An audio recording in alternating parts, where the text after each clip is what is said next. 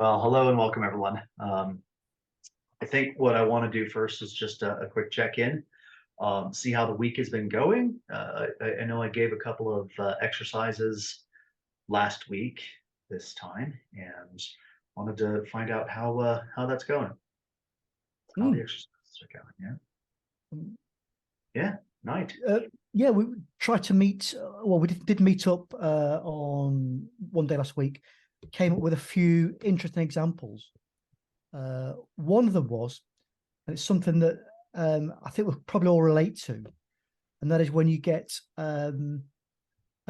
music playing in your mind, Mm, and you can't relegate it. You can't get rid of it. Uh, the the mind thinks of this song, and it's almost, why does it happen? What is it that's doing it? And we came to a conclusion that it could be the thinking aspect of the moving center. sure. The Each of the three centers has three departments, Yeah, so they've all got their own six actually. thinking. Six Eight, six six. departments. Uh, Oh, yes, three times two. Yes, yes, of course. Um, and I just thought that was a very interesting one. So why yeah. does it happen? And Mark came up with the idea of, is it because when things repeat and wind, they're drawing in energy. So is it an indication that something short of energy? Is that why your mind, you think center does this, or your moving center does this? Just thought that was an interesting example. That's all. It actually, let me throw a bit in there. That's Yeah. interesting. It's more of a function of the digestion aspect of centers, and we haven't talked really much about digestive or digestion of impressions. Okay, um, when you, it's it's the equivalent of, how do I put this so ever so delicately? It's the equivalent of the remnants of what you physically eat, right? Either coming up or going down in the form of gas. Yeah. And those types of things. That the reason why the brain will do that. If you I, such a weird child I was, but I remember having this observation. I was, well, let's see, I was in third grade precisely because I can remember when I had this, where I was when I had this, but I was in third grade, and I realized that not only would my brain begin to play a musical piece, but there was a pattern to when it played it. If I heard it a few days before, it was always followed the same pattern. Like, 3 days after I heard it, it would crop up in my brain again, and then another 7 days after that, type of thing. You understand? Yes. Um, and it oh, here's Pleiades.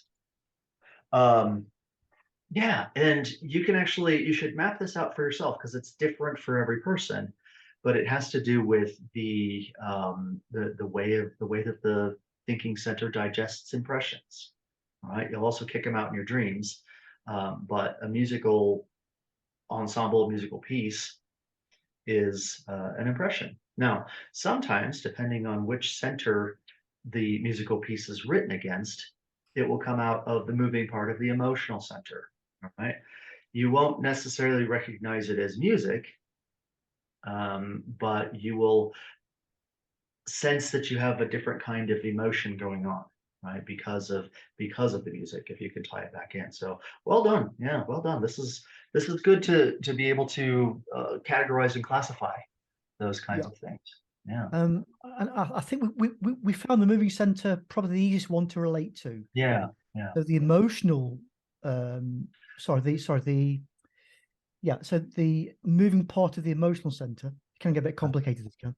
Uh, So if you're compelled to dance, that will probably suggest the moving center is latching onto the emotional center, sure. or maybe that's what shaking hands is. Maybe Uh, the moving response to an emotion, something like that. mm, So yeah. Generally, I think some of them were easy to locate. mm, Others were really quite difficult to locate. We couldn't find many examples for some of them. yeah. Yeah. But it's It'd definitely be a good. It'd be good at this stage to have a notebook, like one of those tiny yes, little spiral bound ones that you can just carry in your pocket. yes, Um, and jot down, because impressions and these things that your mind and emotions and body are doing come and go so rapidly that it's easy to lose the signal of that. And so if you get caught by wondering what something is in you, you can always just jot it down and work on it at another point in time and have that connection to it. So it's not a bad idea to have one of those. Yeah. Good. All right.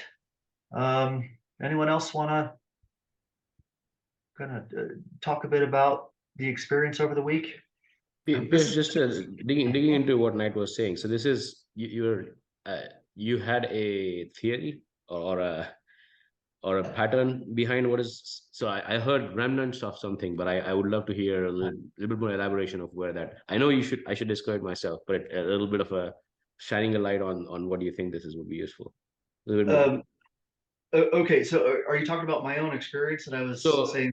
Right. So you're saying this is what I thought. I'm trying to put what Knight and you said in my own words so I can understand. This is a remnant of a stimuli or a signal that the centers are repeating, regurgitating, digesting, mastering, whatever, because it's different. Sometimes it's music, sometimes it's dance, whatever. The three centers are coming together and trying to piece this together and make something out of it. And that's the process going on. Unfortunately, yeah, well, yes, that is the natural process. Unfortunately, the way that we have kind of let ourselves go on in our lives precludes that possibility of all three centers having that level of communication with between the three of them. Yeah. The way that it should work is, okay, right here, right now, you're receiving an impression of me. Okay. Now, if the impression is going to have any sort of value to you from that standpoint, then it has to land on all three centers. As you listen to me talk to you, right, and see me talk to you, there should be a part of you, that observing part, that I, that gets an idea of the postures that it causes in you, right? You had this one, now you're sitting back. You need to be aware of that. You need to be aware of the kinds of emotions that it causes in you and the kinds of thoughts, all three simultaneously. And what that does is it creates a vividness out of the impression that will allow it to actually be a fuel for you. Okay, begin to digest. We have three types of foods that enter the human complex. One is the physical food. Second one is air, right? And what's in the air, not just the oxygen and nitrogen and whatnot. And the third one is the impressions that we receive through our five senses, or sometimes more. In those. Now, they all have their own frequency of digestion. They all go through the same kind of process. And just like, if you eat something and an hour later you burp and you have that sensation of like, it tastes like chicken or whatever, right? And that's the equivalent to your brain rehashing some music that it heard a few days ago or a few months ago, or whatever your own cycles are. It's not the same for everybody. Right, and the biological reference is inadequate analogy, I guess. Yeah, right. The symbol, the map is not the territory, as they say. Yeah, the symbol is never quite as profound as the reality of it, but it gives a general sense of the idea. Okay. Very soon, in some lessons that are upcoming, we'll be going over the idea of digestion of the three foods and what it means, and where you can get additional energy to be able to actually do this work. Yeah. But on that line, by the way, who has noticed that it's now getting difficult to remember to do the work? Or is it still got novelty? No, I keep forgetting. Yeah, right. It's okay, right? It's a weird thing because previously you've been able to remember more than me. And I didn't know that you were having troubles remembering it, but I'm able to remember it more. So that's interesting that there's been a switch over there. Yeah, because that session that we had with Knight. When was it? Was he Wednesday, wasn't it? Thursday. Thursday. Yeah. Right. Thursday. There was it? What the we had one in the Zoom meeting afternoon. or the one over Skype or the one where we had dinner? Skype. That was yesterday. That was yesterday. Yeah. You know, it was.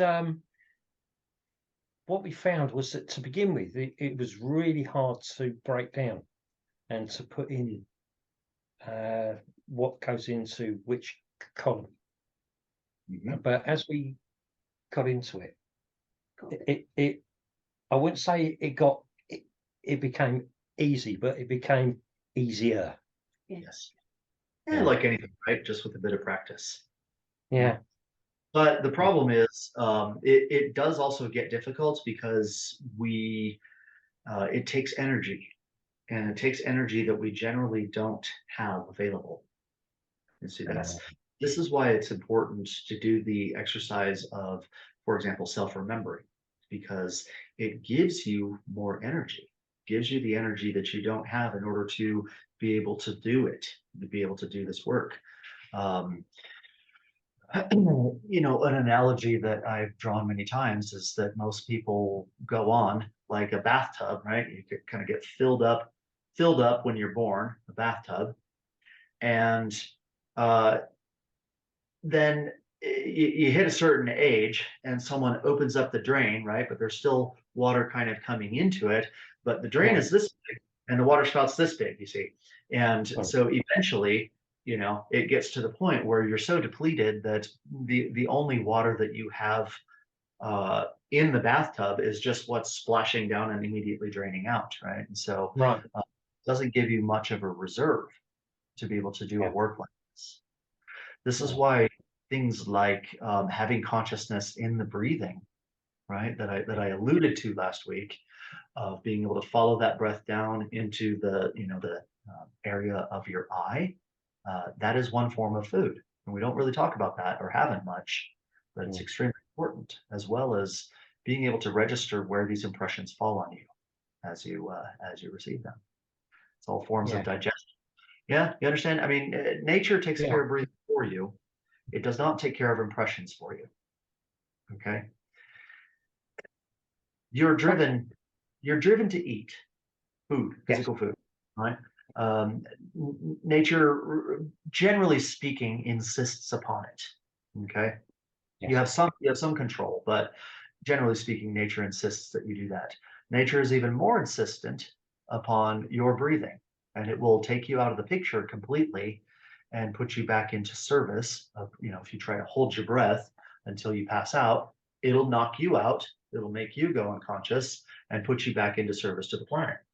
Then you start breathing again. If you even have the will to hold your breath to the point where you pass out, you see, that's already a great deal of will.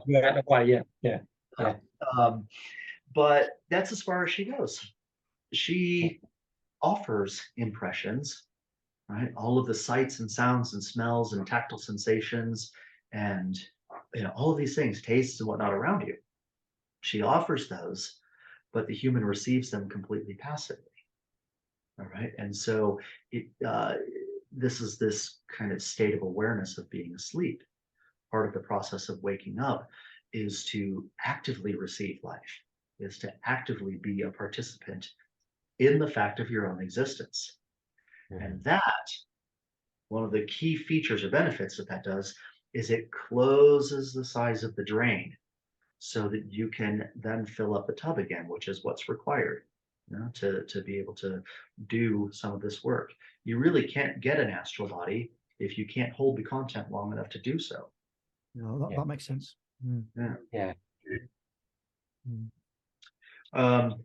The classic analogy that is offered in this work about the idea of self-observation is that of looking at a tree. Okay, I'll share this again because it's obviously relevant right now. As it stands, right, when you look at a tree or look at some object, you're receiving it passively because it's just, you know, light bouncing off of that object and coming into your brain, and you may have an appreciation for it. You may go, what a beautiful tree. right? But that's all that nature gives you. It doesn't give you enough energy to fill your tub.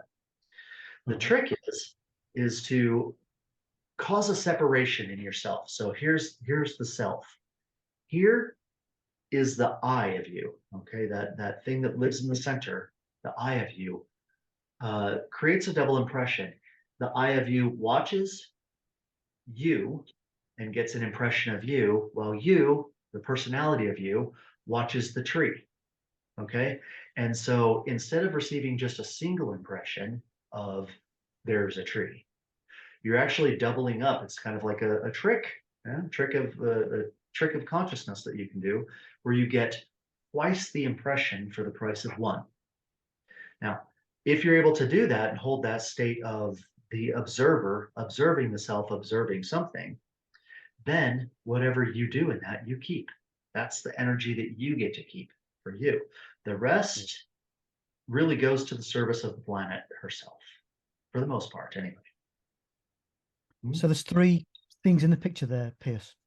Yeah, there's the object, the observer, and the I that observes the observer. Okay, this is why personality is actually useful. Your personality is what's going to do the observation, not self-observation. You see, the I observes the personality observes the tree. And then you double up the amount of impressions. So it's you can think of certain aspects of this work as being very scientific from that Yes, standpoint. can I going back to an analogy earlier that Knight was using about remembering. It feels like when we do this, it feels like when we do the I'm hearing some music with my whatever center, and my other center, some other center, the emotional center, is participating in it immediately at that time. And so this aspect of digestion just speeds up, or it happens instantly. And so that impression is stronger and it stays with us longer, but it's harder. It's literally a doubling up of the impression. And part of the reason why I'm giving you all exercises like seeing which center this is landing on, or which center is responsible for, this thing that the complex is doing, your human complex is doing, is because it's training you to separate out. You have to cause that division. There has to be something that observes where these things are landing in you, in your personality. That makes sense? And Knight, I think early on in our interactions, you had asked a question regarding the 987 personalities. Yes. Yeah. Okay. You will get to know them.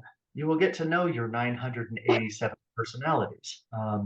What I would like to do is kind of demonstrate where that idea comes from of the 987 personalities. So you have three centers: thinking, moving, and emotional.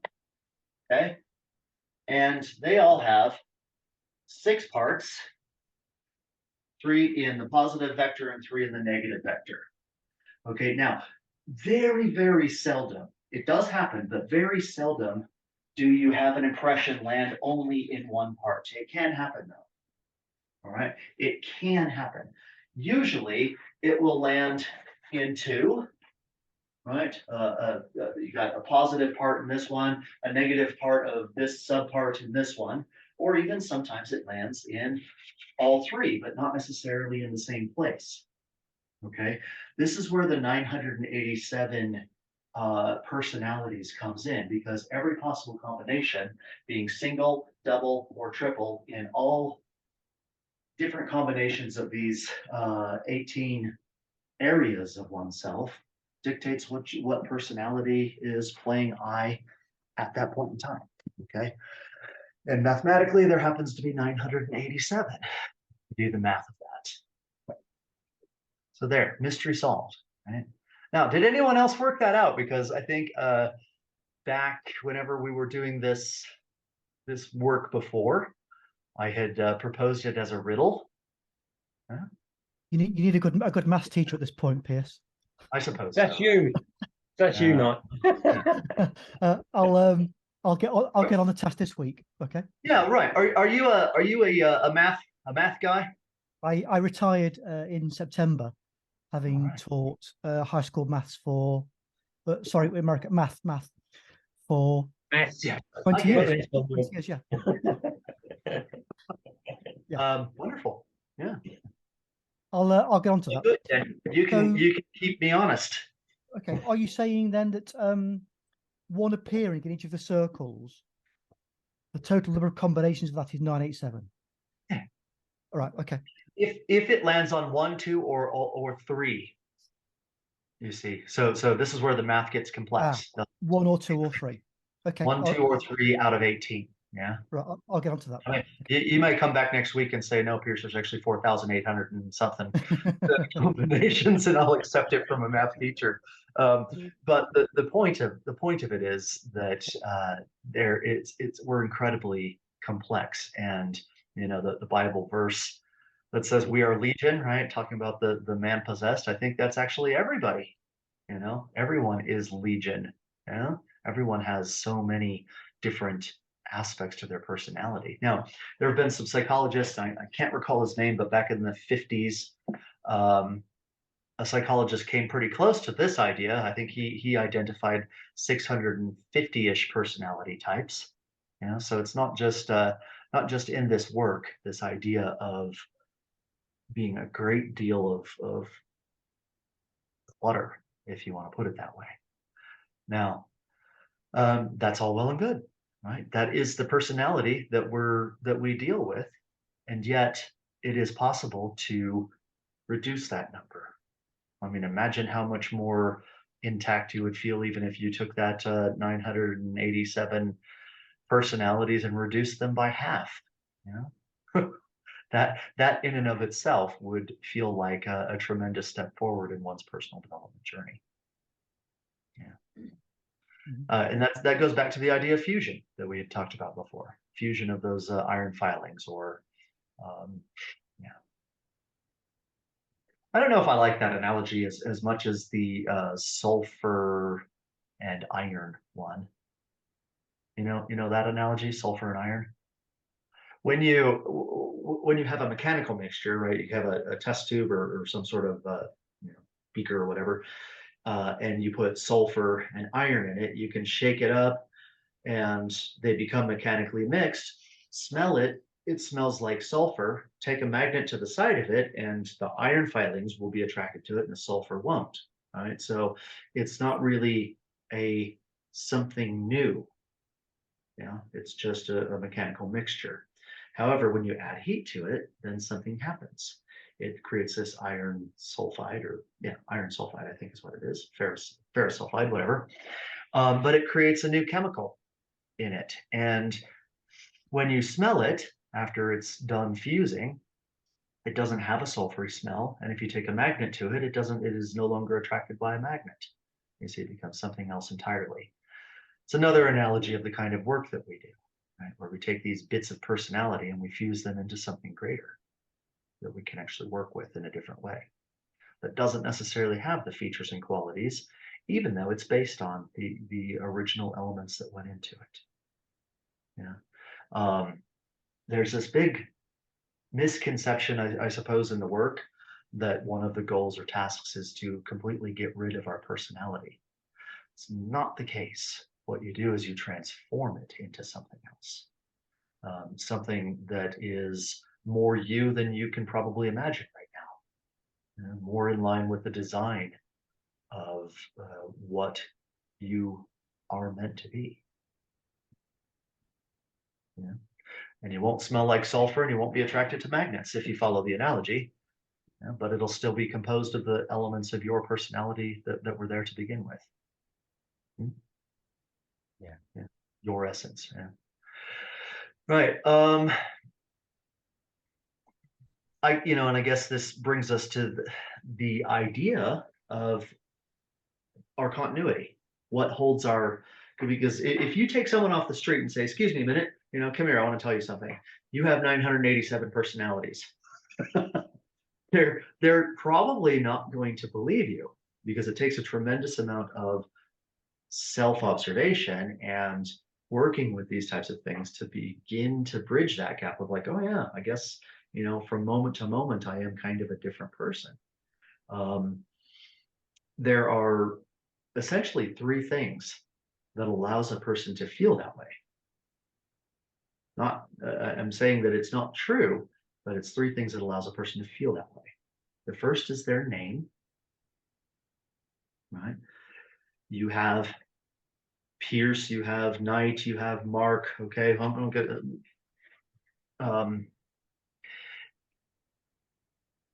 you have a conversation with someone and say, oh yeah, Pierce did this on the chalkboard, or Pierce went over there, or Pierce did this, did that. And when I come back and express myself, I say, I did this, I did that, I. What it's really saying is Pierce, just in the first person. It's attributing all of these actions that one does to a single entity known by the name. And it really is the glue that tries to hold it together. You can look at a chair. I mean, everything has a name. If it doesn't have a name, it can't exist, at least not conceptually for you. So we name things like chairs and trees and computer keyboards and all of this type of stuff because it provides a cloak for it. It holds the contents of it together. Now, if I take this keyboard, you can easily say, yeah, sure, this keyboard is very compartmentalized, right? It's got all kinds of keys. It's got circuits within it.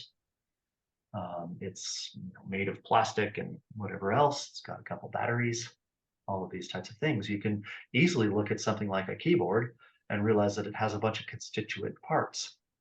But you look at yourself, George, whatever, look at yourself and you think that you are whole. Yeah, and it's just not the case. And self-observation shows you that. The next thing that gives us this false sense of continuity is our memories, right? Our history. If you take someone in the unfortunate situation where they begin to lose their memories, right, through like certain diseases,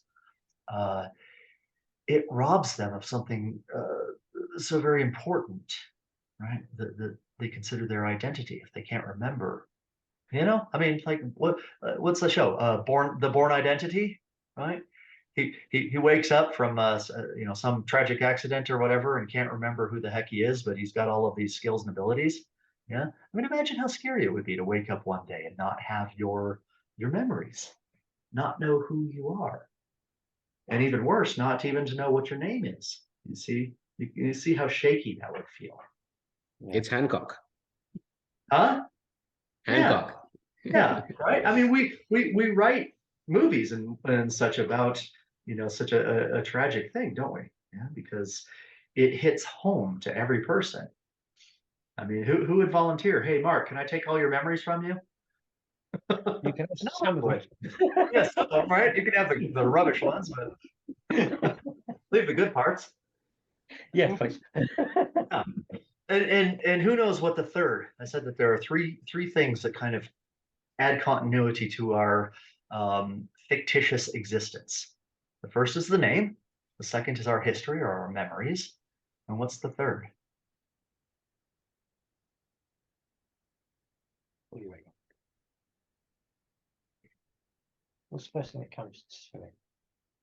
History, name. Desires? Huh? Desire. Not quite. Although I think some of them could fall in that category. Huh? Is it intent?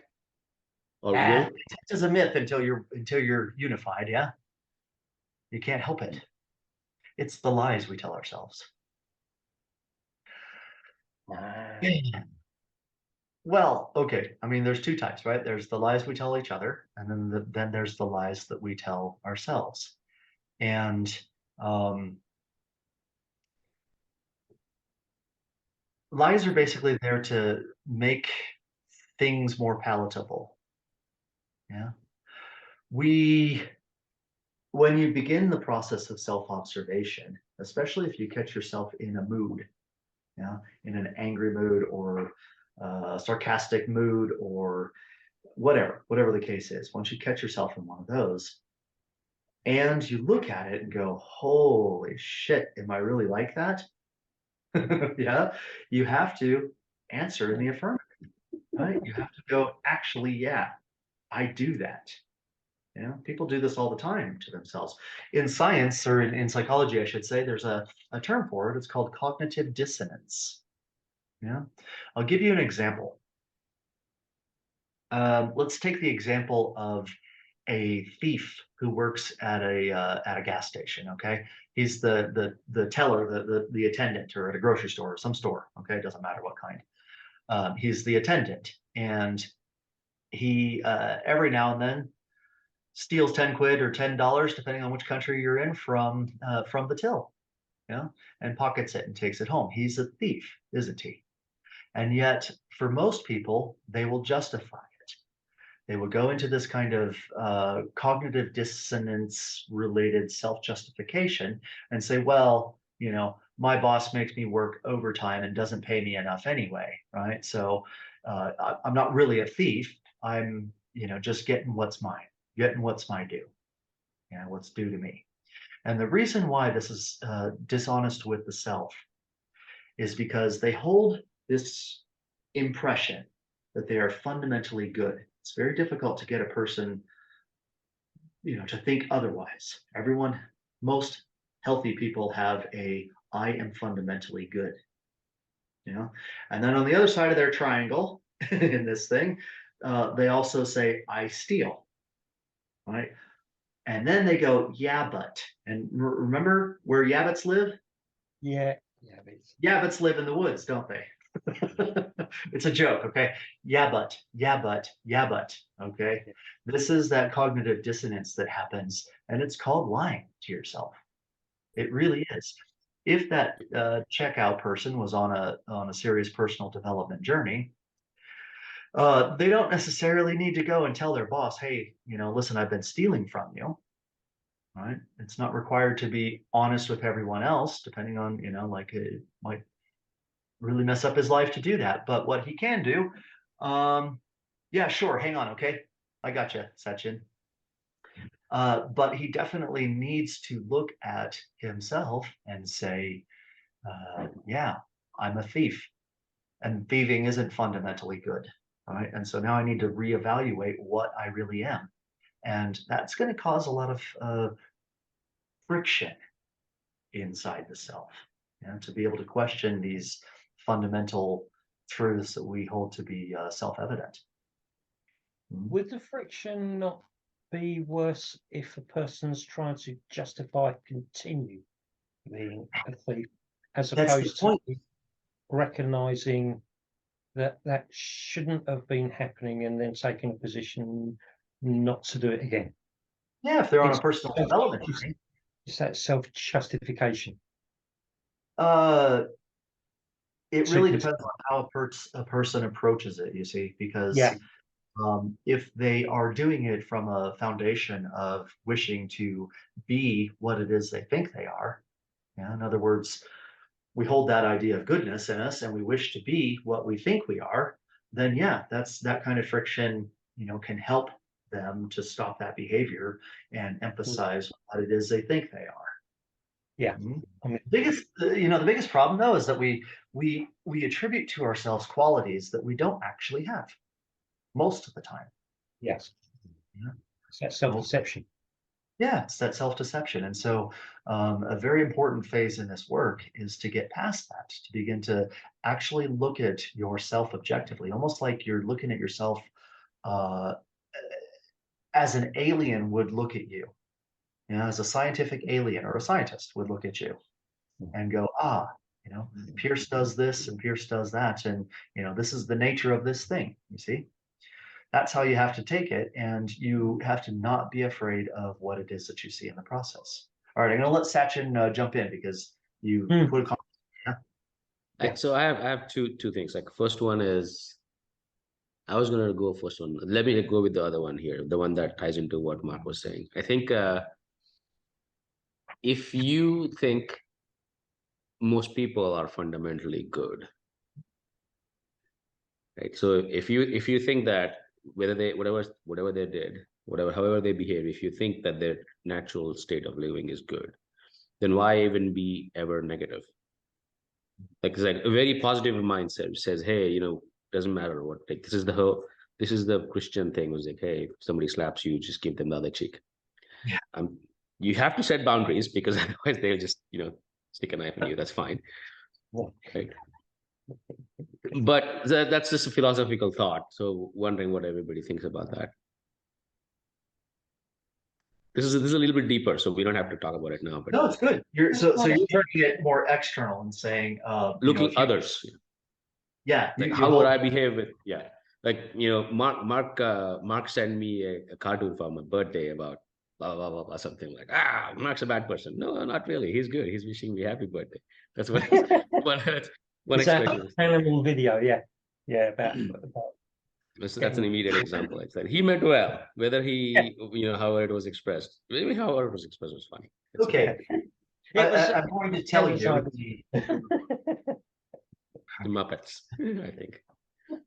I'm going to tell you the truth of it from my perspective. Okay, you can come to your own understanding and truth of this. It's better not to regard people at all in any way whatsoever. Now that sounds very cruel. That sounds very like this is, you know, a self-centered, self-absorbed type of philosophy. But the fact is that, you know, they're a universe. You're a universe. Do you think one universe or one galaxy regards what the other is doing, thinking, feeling, all of this type of stuff? It just is what it is. Whatever that person is, good, bad, indifferent, really shouldn't matter so much to you because you are your own entity. Okay. Now, two things come into this. Number one, don't ever interfere with the will of another, and don't let another interfere with your will. Those are the only two rules in this universal expression, or this expression of self. Now, having said that, you can, again, there's this split between what's going on inside and what's going on outside. You can treat people obviously with kindness and respect and dignity, and even with the benefit of the doubt, you know, that everyone you encounter is a good person. And this ties into this difficult concept again of the outward expression of how you treat people and interact with people versus what you hold inside. I personally don't attribute goodness, badness either to other people, right? They're their own universe, whatever they decide to do. If someone comes up and slaps me, well, truth be told, if someone came up and slapped me, I wouldn't turn the other cheek, I'd hit them. Yeah. Does that make me a bad person? Does it make me a non-Christian? Let's get into that. Your boundary, this is where the boundaries come in, right? This is where somebody tried to supersede your will. Your will was not to be slapped. Their will interfered with your will, which was to slap you. Well, that's a problem. Right. I like equal blood flow. I don't want more on this side of the face, do I? Does it make me a bad person? Self-centered person, which is how you should be to start with. I don't know. Bad's a point of view, I think. Yeah, because the only thing I can do is I can control what this is. You know, I can't control another person. Right? So it really begs the question of why would I sit here and host meetings like this? Do you know the answer?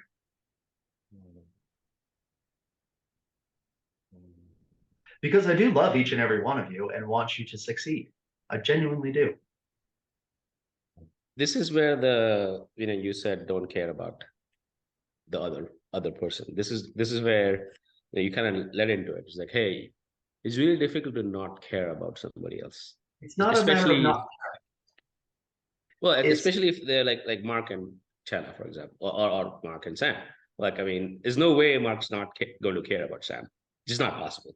I mean, possible, but it's going to take a lot of bad things to happen between them, right? And so, Mark, Sam's falling asleep. Okay, fine. It's not a lack of care. It's a lack of where you can exert your will. I can't make you come to meetings, right? I can't make you do the practical work, practical exercises. You know, it's outside of my purview, I suppose. Okay, from a will perspective, it doesn't mean I don't care about you. I do. Um, Actually, though, I care about God and creation more. Yeah, if there's I more think this is, yeah, I think this is where personal development comes in, right? How can you, or what is the boundary where, I'm going to make Mark and Chad example again. What is the boundary where Mark's going to say, Hannah, you cannot do this. Like, you just, whatever this is, it's coming from him caring about her. But at what point does it cross over into, this is your will, but maybe that's not her will. So right, you care about her. What's the boundary in that? I think right, that's easy. the This is growth. easy. This is easy. Okay, the boundary comes Not in. easy. It is Not easy. easy, but okay. Okay. The boundary comes in with what I said before about not letting another person interfere with your will and not interfering with the will of another. Now, you're going to propose the hypothetical situation of what happens when an irresistible force meets an immovable body. Now, you've heard this kind of thing before, but the fact is that the universe doesn't work that way. There is no irresistible force that ever could meet an immovable body. And there are no two wills that can ever come into conflict. If they come into conflict, what's really happening is that one person isn't in touch with their will. You know? Take mass murderers or Hitlers or those types of things. That may have been the expression, but it is nowhere related to his true will, to dominate the world. His true will would be in line with something creational. That's a perversion of the true will. So it is easy if you can accept that we don't live in a universe where there's irresistible forces and immovable bodies that can ever come into contact. Well, I'll segue into the second thing. This is Okay. a good point to segue into the second. The second thing ties into what you're saying, right? What if the irresistible force is one of your other eyes, right? It kind of ties into what you were saying. We lie to ourselves. Like, what if lying to ourselves is really one of your eyes lying to another one of your eyes?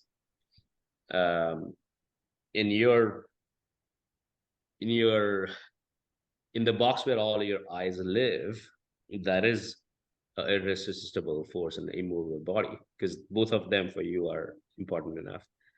Well, so yeah, but they're not real, are they? They're not the real I. Like, we use the word I in English, and we even write it with the Roman numeral 1 as though it's something singular. And yet, in most people, something singular doesn't exist whatsoever.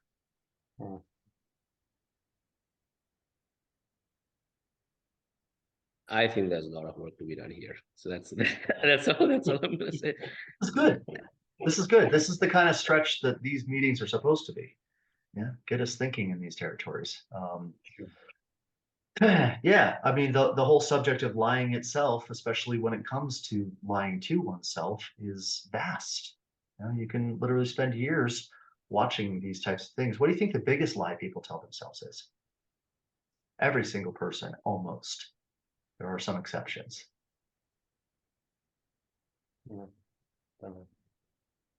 You're fundamentally a good person. Is that a lie? No, that's probably true, I think. It's that we're not going to die. Yes, I'm just going to say that. Yeah. Yeah, right. It's that we're not going to die, or at least not today. Yeah. You see, it's another way of saying that is that I have plenty of time. Yes. And I think very few of us can honestly look at our life, and I said honestly look at our life, and not substantiate that lie, right? From just what we do on a day-to-day basis. How much time do people spend watching the television? How much time do people spend filling their mind with useless garbage on social media?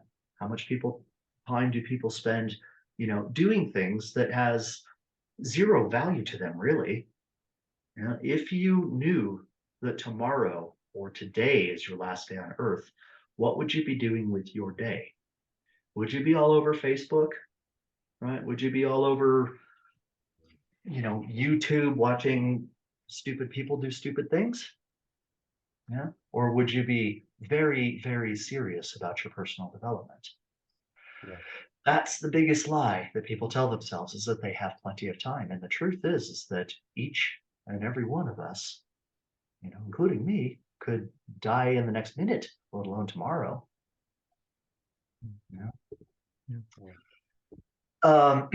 It's easy to become morbid with that, and I would actually say that there is a place for a little bit of that, not to the point of depression, but to the point of waking you up. Yeah, because if you can really sense the fact that you will die soon, whenever that is, because someday it's going to be soon, isn't it? Even if it's not soon now, you're going to hit a point where it's soon. Yeah. If you can face that reality, it will change your life. It's always later than you think, right? Yeah, exactly so. There's a meditation that they practice in the East, of they'll spend an hour a day contemplating their death. Really getting in touch with it. And if you try that exercise, or if you try to contemplate your death, the first lie that pops into your mind is that you can see it. For example, right? Sit here, I'm going to contemplate my death, okay? And as I close my eyes and begin to contemplate my death, I see my corpse in a coffin. Yeah. And I see my corpse eventually, decaying and everything corpses do in coffins. Yeah. But the truth of the matter is, what if it's nothingness? Can you visualize your own nothingness? Can you visualize death as non-existence? That's the hard part. This is where belief in reincarnation and all of these types of things comes into play. I would hazard to guess that reincarnation is a very difficult thing to do, not the automatic, the given. Yeah. Yeah. So what it means is that all the people that say, I was Cleopatra and I was, King Tut and I was this and I was that in their last lives are using it as a mechanism to avoid the idea of complete death. Yeah. Anyway, right? It can get heavy quickly when you do that. Who wants to talk about this stuff? I mean, it's an important aspect of this work. It is. It certainly is. Yeah. Is it easy? It's facing, isn't it? It's a facing issue. I think. Sorry, Nat, go ahead. Fine. No, fine. You go, Sachin. I think when we talk about our own mortality, I think the emotional center tends to overwhelm the others by being very stressed. But it can be trained. I think it can be trained to not be stressed so much over a period of time, and it can be trained to work with mostly the thinking center. I don't know how much of the moving center is involved in this, but I think it's mostly emotional thinking. I don't know, emotional, instinctive, whatever. Yeah. Yeah. Well, all of it is. Everything fears death, but the point is that we insert these lies to make things feel smooth for us. I mean, imagine what would happen to you if you instantly took all of your self lies away. I'm not talking about lies to other people. Forget about that. Who cares? I'm talking about the self lies. If you could face your own mortality right now, if you could experience yourself as you truly are, without these kinds of yabbits, right, that live in the woods. Yabbits live in the woods. Anytime we say yeah, but what I've noticed, Piers, is just reached a huge milestone, which is the age of retirement, and it really has hit me like a ton of bricks. There's a security in being a part of the culture. Working for a living, it gives you a sense of purpose, and suddenly you find that you're not in that situation anymore. And then there's you, and you're on the home stretch, as it were.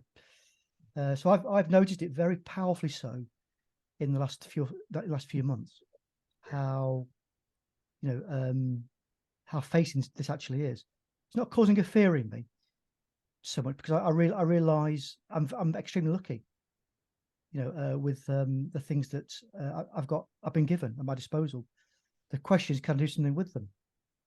So I'm not trying to let myself off the hook with that. It's the work still to be done, and I don't want to stop that work. But so I would say, obviously, it dawns with age, as you would expect it to. It's Yeah, they say youth is wasted on the young, right? Don't you wish, if you're nearing a perception like that, don't you wish you could have had that perception when you were 15? How much of your life, how much of pettiness, I guess, would a person avoid if they grew up knowing that? Yeah. I mean, I hope I keel over doing this, right? Yes. Right in the middle of one of these. Just yeah. But yeah. So if you're brave and willing and want to take up the work of it, I would recommend, over the coming week, until we meet again, I would recommend getting into that sensation and asking yourself regularly, if I were to die tomorrow or tonight, would I be doing this? Yeah, whatever it is you happen to be doing at that time. Or what would I be doing instead? I think might be a more productive question. And then see if you can get yourself to start doing the insteads. If you find that it's just, not as useful to your life. Yeah. Yeah. No one has to take it up. This is advanced. This is hard. This is hard-hitting personal development work. But if you choose to take it up, then yeah, go for it. Yeah, it's good exercise. Sachin, what do you think of this? In what way? I mean, I've banged my head against this a few times and I've lost. Like I have not been able to keep up. Like I've done several things. And I said, hey, would I be doing this if I was going to die tomorrow? And no, obviously, but I keep doing it. So maybe this will be an impetus to try harder. At the very least, you can also learn something from it, right? You can also learn the mechanicalness of things, because it's very difficult for a person to look at themselves and go, yes, I'm very mechanical. I say the same things, I do the same things, I do things that I wish I didn't do, that I regret, all of these types of things. It's not just the idea of, if I were to die tomorrow, what would I be doing differently right now? But also just looking at it and going, why in the hell am I doing this? Why am I like this, right? Or, wow, I am like this. So it has use at very many different uses, not just that changing one's life. Yeah. Yeah, I think that last part where you said, I am like this, that is sometimes I've gotten to that, like, I am like this, and so what? It's a little of a block to getting better. Like, I am like this, and that you almost come to that as a end of discussion. I'm like this. I don't care about anybody else. I'm like this.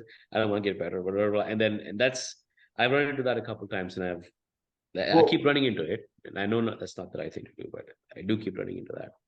Then you got to look at it and say, is this part of my will or not? My will. Yeah. Right? I mean, you can have a bank robber that keeps robbing banks, and they start coming to this meeting, right? And they have this realization that they're a bank robber, and then they go, well, that's what I am. You see, maybe it's okay that they're that way. I don't know. Who am I to tell a bank robber not to rob banks if that's what they're born to do? There's so many roles on this planet. You never know. So I'm not suggesting such a thing. I'm just saying that you have to then look at it from the standpoint of what is in line with your own true will. This gets into atrium stuff, doesn't it? Very quickly. Can I pose a question, Piers? Yeah. Not looking for an answer right now, more of a discussion if that's the way that it goes. If one has secured one's immortality, Yes. would they know? Yeah. Sure. Okay. Yeah. That's interesting. Just like the chat we had yesterday about the astral body. Yes. You know if you have it. Yes. And you know that it survives. At That's least for a while. Okay. Right? At least for a while. It removes all of that doubt. Yeah. Okay. And again, the New Age community doesn't want to hear that though. Because I think for most people out there claiming to have an astral body and go astral traveling and, writing books about it and all this type of stuff, I think for most of them, it's not really true. And if they come to the understanding or the self-realization that that isn't true, that they're not really what they say they are. Again, this is what lies are: attributing something to yourself that you're not. Then they have to face their own mortality, not immortality. It's not easy. Very interesting.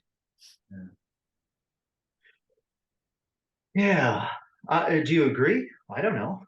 Well, I do know for me, but I can't help thinking that you would know if you had won your own immortality, that you would be aware of it. You would be like the Egyptians. Didn't they used to write the star constellations on the side of their sarcophagus? Yeah, their code. Yeah, their code. Yeah. As far as it's the map of how to get there. Yeah, right. Which one? Right. Yeah, I mean, it's like, how much money you have in the bank. It's the same thing. Yeah. Right? If you have a bank account, you'll know how much money's in it. It's kind of what immortality is like, or at least now understand too that there are relative levels of immortality. An astral body can live about almost 30,000 years. Can. Right. Really charged up, it can live almost 30,000 years. Right. Something that is higher than that, then you're talking eons, absolute eons time that it can live. What I mean by live is have a conscious awareness of itself and its environment. Yes. Yeah, I understand. Yeah. Now, we've talked about recurrence in the past, right? The idea that you keel over at some, future date and you get incarnated, not reincarnated, but just incarnated right back into that life. Yeah. April 3rd, 1972 in my case, and run it through again and again and again. Is that reincarnation? Probably not. And probably not immortality either. That's actually just a function of the way time works in the universe. Time is not a line. We think of it as a line, but it's not. Time is bubbles all throughout, or if you want to look at it, loops. Okay, this is how time is, and it loops like this, and it loops all the way right back onto itself and just continues on this way. This is the idea of eternity. Within those loops, you have eras. Within those eras, you have smaller loops called lifespans, and a person has a little loop, and they're just living it out over and over and over again. Part of development is to get out of that loop into the bigger loop. That's where you become more useful to God and creation. Two questions on that, Piers, if you don't mind. One is, would your astral connection still be around from the last time you came?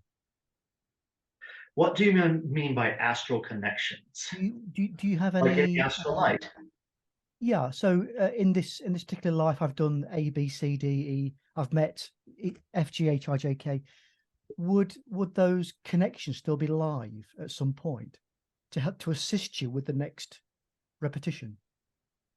Yeah, it can be. Let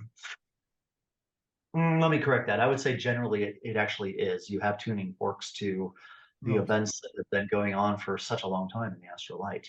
Okay. One of the things that happens when a person begins to develop is they stop seeing that life as one life, and they begin to have awareness in other loops. Yeah, that they can or have or will be in. It doesn't really work that way though. It's difficult to put into human language from that standpoint because it's not like a if time is a circle, if time is a loop, there is no past, present, and future from that standpoint. Yeah. It's just how big the loop is. You know, you Yeah. caught in a little loop or a big one. Buddha talks about that, doesn't he? Getting out of the wheel. So when the Buddhists talk about the wheel of reincarnation, are they talking about eternal repetition, but they don't know they're talking about it? Well, I think in the case of someone like Buddha, he's talking about real reincarnation. Okay.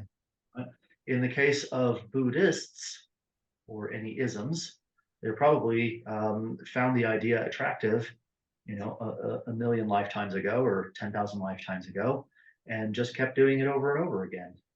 Okay. One sign that you're breaking free of the loop is never having deja vu again. Right. Interesting. Yeah. And you'll also begin to forget about your roles. You don't know where you fit. You know, one of the chief features of people that get involved in this work is that they all aren't sure where they fit in life. Yeah. True. That's Right? true. Where And do then I just- fit? And just one more question on that piece, if you don't mind.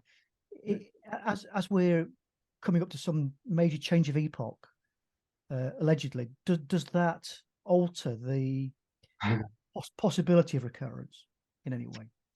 Yeah, Yeah. it does. It wipes it out, Okay. generally speaking. This is why, you know, it's difficult to do something like travel back to, we talked about pre-sand Egypt recently, right?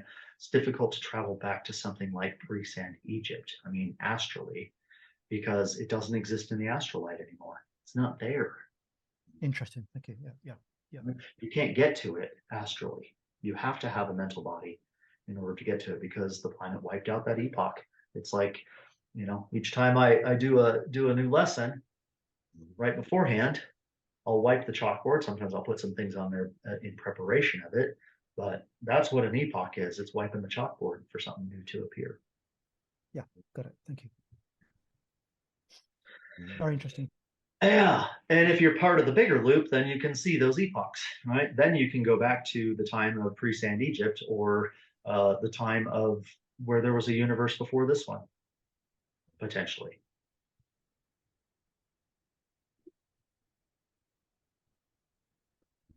Does our universe have a name, Pierce? Are we in the yellow universe or something like that? I've heard this before. Well, yeah, it's not like, okay, you've heard of the white, red, blue, yellow, green. Yes. You're in all five simultaneously. Okay. Okay, there's a you simultaneously in each one of those, but sometimes one will be able to migrate out and into another one and join that self, and migrate out and into another one and join that self. And so it's possible to come as part of your journey to become pentagrammic in the yellow arm, for example. Okay. I've often wondered about this. It's a good question if our universe has a name. I really believe that it's also in repetition. Right. Yeah. Because you look around at the natural laws and they're just really good. The way the universe holds itself together is really good. You would think that if God is a growing, learning entity, that would have taken some practice. And there was probably some stages in the creation of universes where things weren't quite so good. Like, oh, forgot gravity entirely, right? That thing just dissipated instantly. Makes you wonder what the next one will be like. Yes. Maybe we won't have to work so hard on this planet to just wake up a little bit. Yes. That'd be good. All right, let me hear from someone else who wants to chime in. Mark, how does this sit with you? How about NZ? NZ never says anything. NZ, yeah, sure. What do you think, NZ? About what? It's a lot, Yeah, isn't talked it? about so many things. Yeah, but I think it's regarding what you said about death. I think it can be a good exercise because I don't know, in my experience, before for many years, I thought that I have done a lot of things in my life. So if I die, it's fine. But now that I have been doing some spiritual work on myself, and I know that those thoughts come from my false self, I feel that what you said, that there is not enough time actually in this life. So there is though. Let me share this, okay? Because this is important. There actually is enough time. Development, everyone thinks of development like a ladder, where you start here and you develop a little bit and then you're here and then you're here, and this kind of ladder, right, of development, when in actuality, personal development is a horizontal movement onto a different ladder, okay, onto a ladder that has different opportunities, different potentials. At every moment in time, you have the chance to get off of that track and onto a different one. And it just has to do with your conscious awareness of the moment. Yeah. Instant development. It doesn't take time. It doesn't happen in time. Development doesn't happen in time. Yeah. Jot that one down, somebody, because it's true. Yeah. It takes place in eternity. It takes place sideways, not up and down this way. This very moment, you can be more conscious and you've just developed. Now, if you can stay on that ladder, then it's permanent. If you can't, jump over when you can.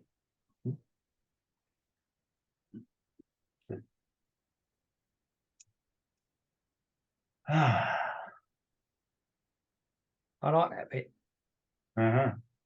Yeah, because it explains how, if there's been a series of repetitional lives, that's the way to step out. Yeah. Of just going around again. You can just step into something else. Yes, it has to do with the lateral octave, isn't it? Yeah. Yeah. It's the lateral octave. Remember that we drew on the board? Yeah. Yeah. Get out of one octave to a lateral one. Yeah. Yeah.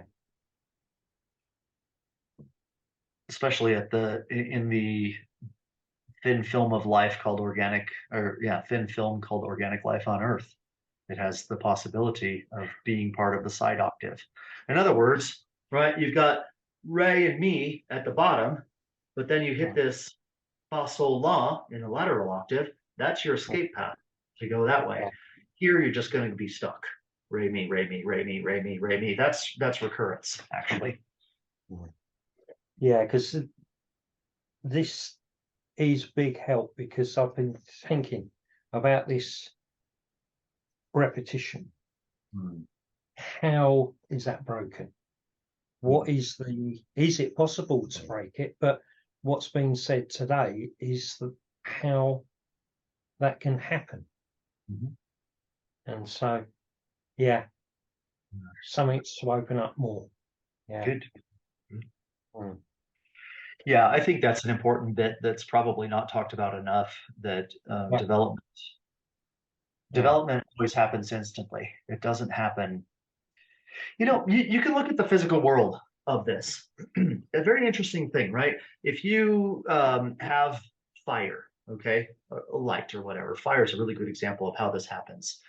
The reason why it produces light is because it's got this chemical reaction going on, and in the atom itself, you've got electrons. That's not really true, but you have electrons orbiting, okay? When they get too much energy, they jump out and they get further away from from the core, yeah? And then when they cool, roughly speaking, they jump back down and they let that energy go in the form of a photon, a piece of light. But here's the interesting bit. They never travel the space between. The electron doesn't go and make a journey. It stops being here and is suddenly here without ever crossing the threshold between, because an electron can't exist between. You see, it's impossible for it to be halfway between two orbital shells. Yeah. Development happens just like that as well. If you get enough energy in your life, you are suddenly in a developed state. You don't walk through it. Yeah. Okay.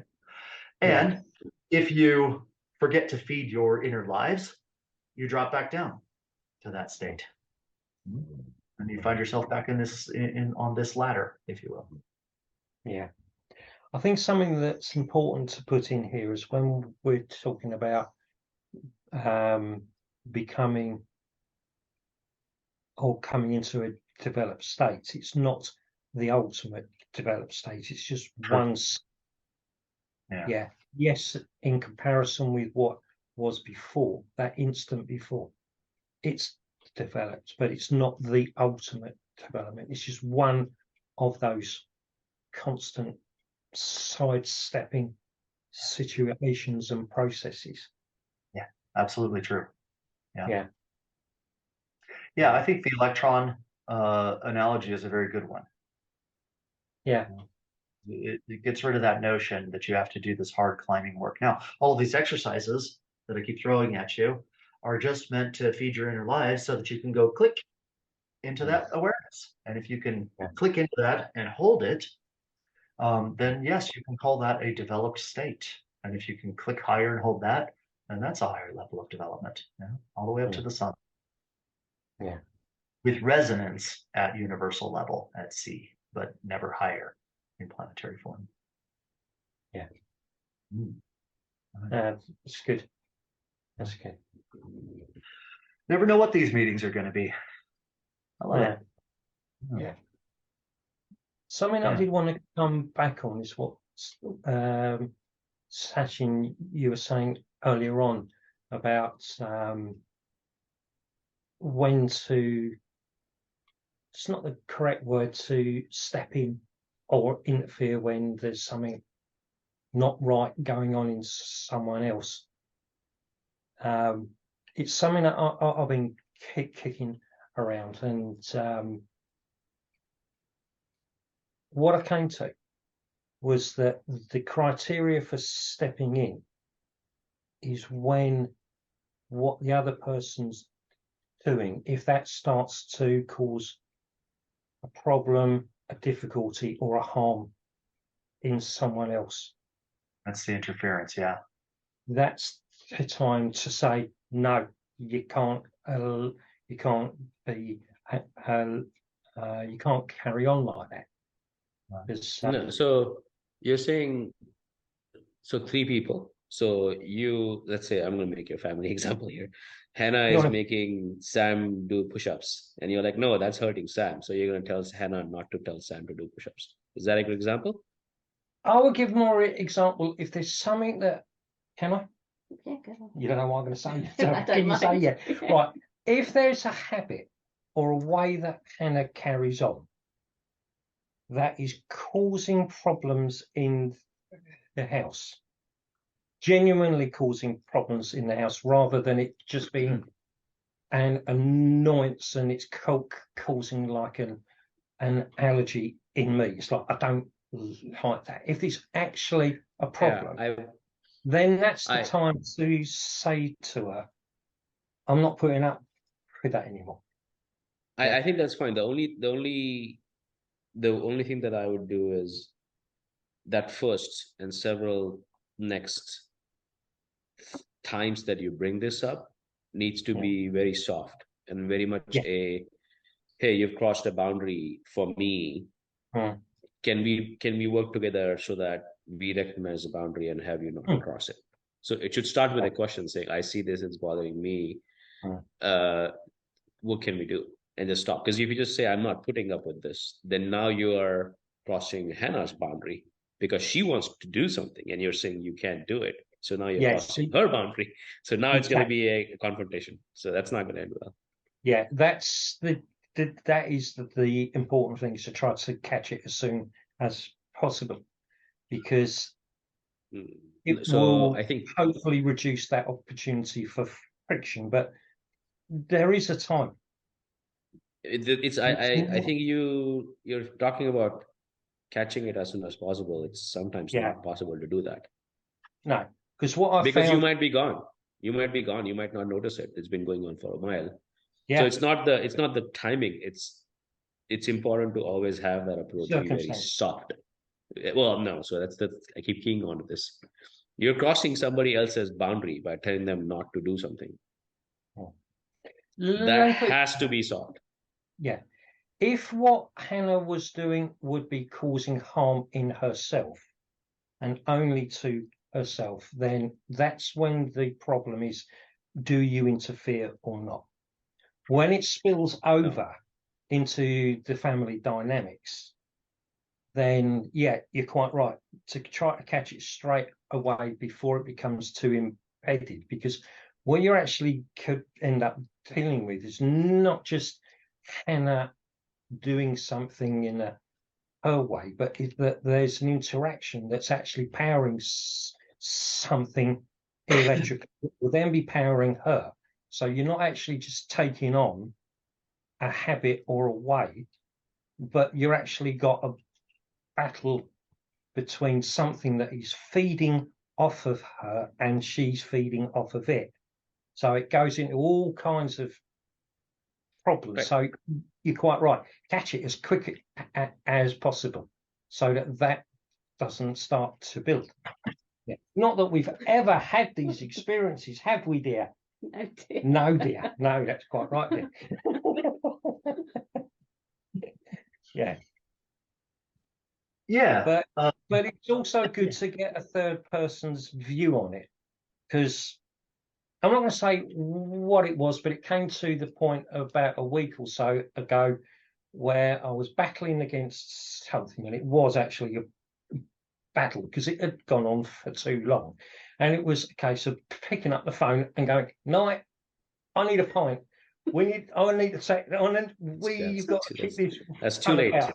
That's way too late. And it's also, but it did solve it actually. It did. But so Yeah. the thing is here, like if you had caught it early enough, it would have been potentially just one center in Hannah and one center in you. Maybe Hannah had a moving center and maybe you had an instinctive center that was saying, okay, I'll make an example. Mark was wearing his shoes into the house. Keeps doing that. Hannah keeps telling him not to do it. I'm just making we're talking about it's me, I'm the baddie in this one. Sure, it's just turn it around a little bit. Right. And so Hannah keeps saying that, well, it's Mark's habit, so it's a moving center thing to wear the shoes into the house. It's ticking off Hannah's thinking center, maybe, or instinctive center. If you do it early enough and if you do it softly, then Mark can work on his moving center and fix this. If you let it get too far along, then all of Hannah's centers are going to get involved. And then that's going to be really bad. And then it's going to be all of Mark's centers are going to get involved. And now everybody's fighting. Now it's like, how do you diffuse? You're spot on. You're spot on. And this is where it comes into agreements between people to tackle things before they actually really become a problem. Yeah. And will have and won't have areas, but yeah, with a criteria of how to deal with it. You know? Yes. Things that you already like, and people get this really mixed up, this idea of will have and won't have areas. They, first of all, generally don't actually do the work of it and sit down with a piece of paper and say, I will have this, I won't have this, I will have this, I won't have this, right? And create a standard for their life. But where they also miss it is that if something comes up that is in their won't have area, you already need to have something or a way to deal with it. You need to work that power into your won't have areas so that if something begins to happen in that regard, you already know how to deal with it. The same thing in your will have areas. If you will have such and such, in your life, I will have care in my life, for example. You also need to do the work of it to actually go out and start generating that. You see, this is where will have and won't have areas have failed many people in the past because they take it like it's some academic exercise and use it as almost like a way to torture other people. Oh, I won't have that, but they don't have a good way to deal with it. They haven't worked on it. Yeah. So this is getting into the area of what a person can cause rather than what they are demanding and then bashing people over the head Sure. with. Sure. Yeah, Yeah. because your will have areas need to match your won't have areas. There needs to be balance in there. You can't have 15 won't haves and 3 will haves. Okay, you have to have the antidote for each of those, and that will teach you how to deal with certain situations. It'll Got you. teach you exactly how to deal with certain situations, because then you go into a situation and you're being generative into it so that the won't have areas do not happen. Yeah. And if they do, that's brilliant. Because what I've found previously when trying to work into will and won't have areas is that there isn't that balance. It's like you have whole list there, and very few of them actually tie up to say that one relates to that one. And this is where it's this is where you've been going wrong there. Didn't know yet. You missed that one. I missed it, yeah. I see that's where you've been going wrong there. No, but there's something I wanted to say here is that this thing that caused me to pick up the phone and say, no, I need to run this past you. It wasn't Knight that actually gave me the answer. We were kicking this around, and I was the one who was saying, I couldn't. I've got to find something to deal with this. But the idea of what that criteria was about when to interfere and when not dropped into me. It didn't drop into Knight, it dropped into me. And that was a really interesting thing. That it came through me, although I had to find a neutral person, a third party, right? And it was through the conversation that answer dropped in to me, who was one who was saying that this was a problem. And to me, I thought that's really interesting. Yeah. Brilliant. That's great. Came for me. Yeah. And I don't mean me as me, but me as in I had a problem and the solution came, rather than it being the wise. I actually brought something up earlier as far as what I would call verbal judo. Yeah, you know, in judo, or in my case, like things like Tai Chi, right? I've been into the internal martial arts a lot. You don't meet force with force. You don't, you know, someone's throwing a punch, you don't punch their fist, right? You can redirect it off to the side in a safe way, but you're not resisting it. And it has to do with this triangle that I drew on the board behind me. Sometimes the most clever way to deal with something is to join it, because what that does is it calls for its opposite. You see, we've talked about this in so many different ways. You make a resolution to yourself that you're going to, you know, start doing push-ups every morning. That resolution that you put forth in there puts forth an equal amount of resistance in the astral light, and you're going to get a cold, right? You're not going to feel like doing it. You see, you're going to wake up late, whatever the case is. It always meets itself equally. The very tricky way to get around that is to join this side, right? Join the resistance and wait for the opposite to show up and then quickly hop over to it. Yeah. You understand? Yeah. What do you mean by quickly hop over to it? Right. So, okay, since Hannah's been picked on so much here, we'll pick on Hannah, right? Hannah I'm going to get in trouble after this meeting, I'll tell you. Yeah, you're going to get a lot of trouble. You know, Hannah is doing something, you know, that irritates me, for example. I'm going to get on Hannah's side, and I'm going to push that a little bit more, you know, and say, so what's the result? Where does this take you in the long term? You see, and what that does is it begins to generate the opposite in her, you see. And then we can both go over to the opposite and go, okay, right. Sam doesn't need to do push-ups. Yeah. Because see, I can say, okay, Hannah, right? You want Sam to do push-ups. I'm just going back to, I think it was sections, analogy. you want Sam to do push-ups. How many? Right? Oh, 10. Okay, great. Well, if 10's good for you, how about 1,000? What do you think of that? Would 1,000 be even better, right? Or 10,000 push-ups, yeah, something like that. You see, it gets what it does is it starts to cause. Okay, well, yeah, maybe that's a little bit extreme, and then you can jump over to the other side and say, yeah, I mean, why would you do push-ups anyway? Right? What's the point of that? And then Hannah starts going, yeah, that's actually a really valid thing. Like, why would I care if Sam's doing push-ups right now? You see, now this is a stupid example, but it's the idea of working with the law of three in an intelligent way. And if you know that the resistance is coming, why not engineer it such that you don't have to be the resistance? Huh? Until the time is right, anyway. So if you're trying to overcome a habit, does that mean? Listen, you know how they teach ninjas to be silent, or they used to teach ninjas to be silent. They would put these big Japanese clogs on them and have them walk around, clunk, clunk, clunk, clunk, clunk, clunk, clunk, everywhere that they went, right? Because they needed to understand what it was like to be noisy before they could be silent. Okay, then they take the clogs off.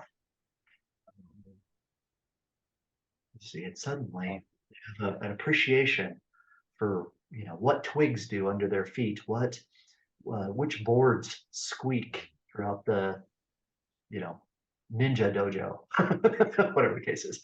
Yeah, but that's how they trained them. They trained them to do the opposite first, so that it would invoke the other side of the law of three there. Yeah, I think Pierce, in a way, this actually helps you really get an understanding for whatever it is that is bothering you. Like the example you get in this case, let's go back to the push-up example. He said, hey, when you say, how about 1,000 push-ups, maybe Hannah will tell you why she wants Sam to do 10 push-ups in the first place. And it just gets you closer to understanding what is it that's bothering you. And maybe you will change your mind. You'll say, yeah, this makes sense. He should be doing push-ups. So that's fine. Then I won't be bothered anymore. Problem solved. Move on. Yeah. Fine. So Either way, of that outcome is going to be problem solved. Yeah, right. I mean, you're absolutely right, Sachin. That's another triad showing up. But let's say in the case that I end up agreeing with Hannah, but not to the extreme I was proposing, and it no longer bothers me, the result is the same of whether he wasn't doing push-ups at all. Either way, I end up not being bothered anymore. Clever. Yeah, you're right. All right, let's put a wrap on it. I just want to put out there one thing. This has been a great meeting. I loved the way you all have been bouncing off of one another and interacting and stretching each other and stretching me and all of this. This is more of like a fireside chat, a bunch of friends getting together and working on the way rather than me pitching a lesson at you. Okay, so well done. I'll just put that in for well done. Thank you very much, Piers. Thank you. It's really, really good. Absolutely. Just for clarification, homework for this week? Yes. Pretend you're dead. That's what we said. What? Fear death? No, pretend you're Pretend you're dead. Yeah, contemplate your mortality, but not your morbidity. Okay, I'll put it that way. Mortality, but not morbidity, because it is a fact of life. It doesn't doesn't have to be morbid, right? We're all gonna die. That's not what I'm proposing here. That's a much nicer way than fear death. But get into it. Okay, get into it. See if you can touch a state of consciousness wherein you don't exist, because that's should be the juice you need, to start being less petty and more productive. I don't mean petty with each other. I mean, like, we're petty with ourselves all the time, aren't we? Constantly petty with ourselves. It's pick on Hannah Day today, which is why I glanced over. So I'm the pettiest of them all, right? So, all right. Well, thank you, everyone. Yeah, that's great, guys. See you next time. Yeah. See you Thank you much, Saturday. everybody. Yep. Okay. See you Bye-bye. all soon. See you.